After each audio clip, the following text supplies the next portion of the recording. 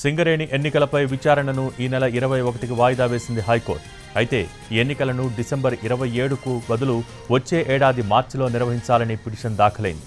కొత్త ప్రభుత్వం ఏర్పాటు కావడంతో ఎన్నికల నిర్వహణకు సమయం కావాలని పిటిషన్లో పేర్కొన్నారు. అసెంబ్లీ ఎన్నికల ఫలితాలతో సంబంధం లేకుండా సింగరేణి ఎన్నికలు నిర్వహిస్తామని గతంలో చెప్పారని గుర్తు చేసింది హైకోర్టు. కౌంటర్ దాఖలు చేయాలని ఆదేశాలు జారీ చేసింది. తదుపరి విచారణ ఈ నెల 21కి వాయిదా వేసింది ధర్మాసనం.